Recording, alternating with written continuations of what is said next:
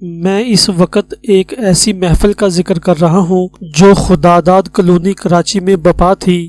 میرے ساتھ کراچی کا وہ خوبرو صحافی بھی تھا جس پر پچھلے 30 سال سے کوئی چڑیل یا ابصرہ عاشق ہے۔ اس صحافی کا کہنا ہے کہ وہ اس کے ساتھ بہت فرینک ہے، شاید ان کی شادی بھی ہو چکی ہے۔ مجھے وہی صحافی اس محفل میں لے گیا تھا۔ کراچی کا وہ خوبرو صحافی اور اس کے اہل خانہ میرے ساتھ ہیں۔ اس کے گھر والے چاہتے ہیں کہ اس مصیبت سے نجات مل جائے، مگر وہ خود ایسا نہیں چاہتا۔ ہم یہاں کسی واسطے سے آئے ہیں اور ہمارے چاروں جانب جنوں کا گویا گھیرا لگا ہوا ہے۔ جنوں کے اس گروہ کے سربراہ حضرت احمد ہیں، وہ ہماری بپتا سن رہے ہیں۔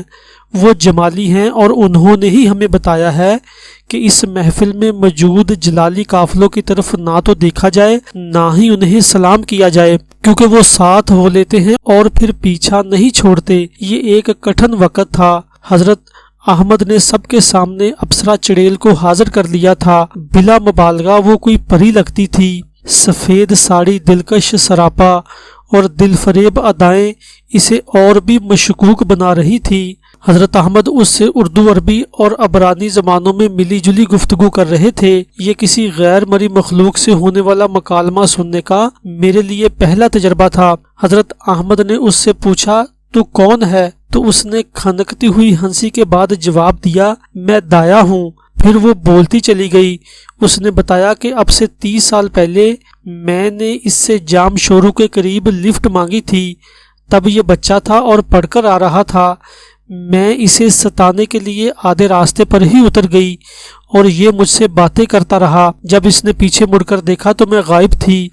دائیا نے کہا کہ مجھے اس کا ڈرنا اچھا لگا اور پھر میں اس کے پاس سے کبھی نہیں گئی۔ اس صحافی نے بتایا کہ جب سے دائیا اس کی زندگی میں آئی ہے اسے ترقیاں ملی ہیں۔ پہلے وہ صرف ایک رپورٹر تھا، پھر ایڈیٹر بنا، اسے ایک مہنگا پلاٹ ملا اور وہ ایک بڑے ٹی وی چینل میں اعلیٰ عہدے پر چلا گیا۔ دائیا کی موجودگی میں وہ صحافی بتا رہا تھا کہ یہ جب بھی میرے سامنے آتی ہے تو میں اس سے سوال کرنا بھول جاتا ہوں۔ ایک مرتبہ یہ مجھے نارتھ ناظم آباد میں میری سسرال کے دروازے پر مل گئی۔ اس وقت یہ دلہن بنی ہوئی تھی اور رات کا وقت تھا۔ اس نے مجھے اپنے گھر لے جانے کو کہا تو میں نے بتایا کہ گھر میں کوئی نہیں ہے، میں خود اپنی ساس کے انتقال کی وجہ سے رات کو یہاں آ جاتا ہوں، پھر اتنی رات کو ٹیکسی بھی نہیں ملے گی۔ دایا نے کہا ٹیکسی مل جائے گی۔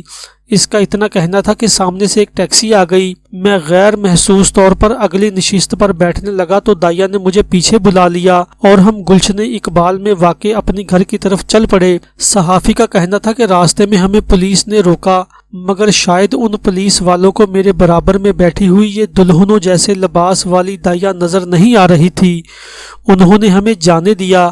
محلے میں پہنچ کر چوکیدار نے بھی ایسا ہی تاثر دیا جیسے اسے صرف میں نظر آ رہا ہوں، لیکن گھر کا دروازہ کھولنے والی میری گراؤنڈ فلور کی پڑوسن کو وہ میری بیوی کی شکل میں نظر آئی۔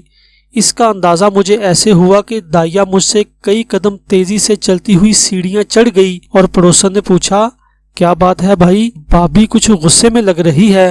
ہم خداداد کالونی کے جس حجرے میں بیٹھے یہ ناقابل یقین منظر دیکھ رہے تھے، وہاں غالباً جنوں کی عدالت لگتی ہے، کیونکہ مجھے احساس ہو رہا تھا کہ تھوڑے تھوڑے فاصلے پر صحافی اور دائیا جیسے 2-3 کیس اور بھی نمٹائے جا رہے تھے۔ حضرت احمد میرے ساتھ جانے والے صحافی سے واقعہ سن رہے تھے جو اپنے اہل خانہ کی موجودگی میں بتا رہا تھا کہ اوپر جانے کے بعد وہ سیدھی میرے بیڈ روم میں گئی اور ہمارے بستر کے ایک کونے میں سمٹ کر بیٹھ گئی۔ میں بے اختیار فریج میں گھس گیا اور اس کی مہمانداری کے لیے کچھ تلاش کرنے لگا اور اس سے کہا کہ دراصل کئی دن سے گھر بند ہے، اس لیے بس یہ کولڈ ڈرنک ہی پیش کر سکتا ہوں۔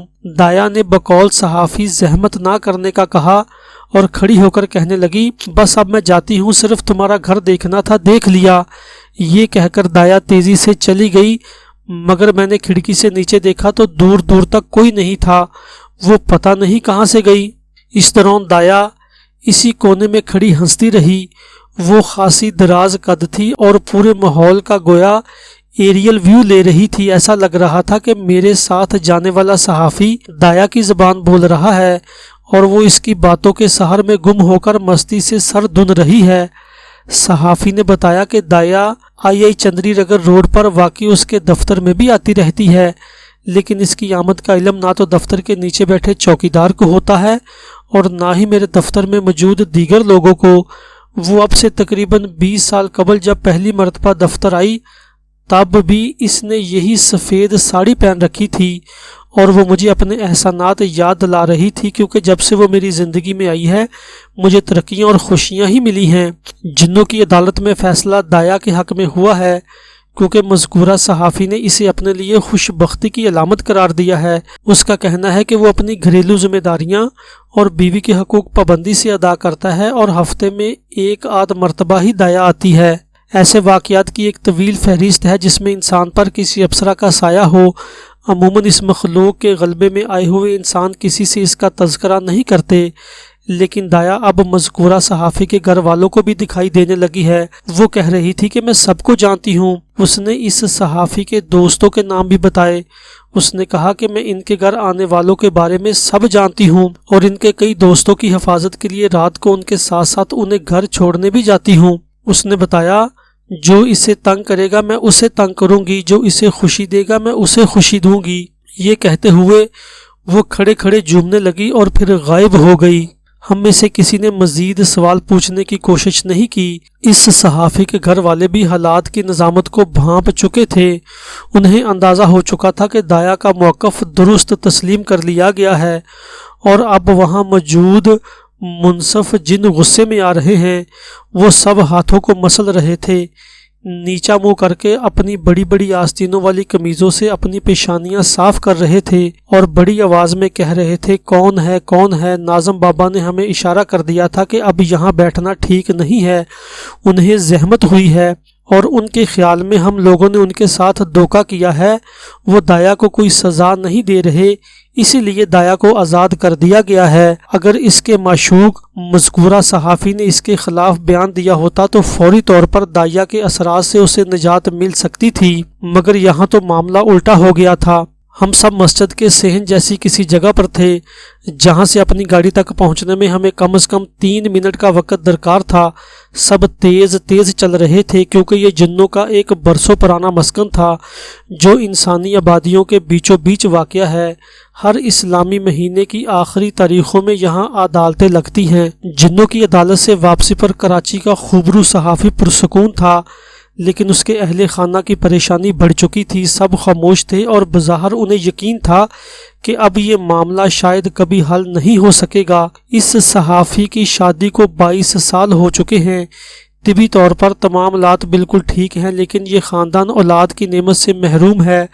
فی الحال یہ لوگ ابصرہ کا سایہ اتارنے کے لیے کسی نئی کوشش کا رزق لینے والے نظر نہیں آتے، کیونکہ انہوں نے خداداد کلونی کے جنوں کا جلال دیکھ لیا ہے۔ ویڈیو اچھی لگے تو چینل کو سبسکرائب کریں تاکہ مزید اچھی ویڈیوز بنانے کے لیے ہمیں حوصلہ افزائی ملتی رہے۔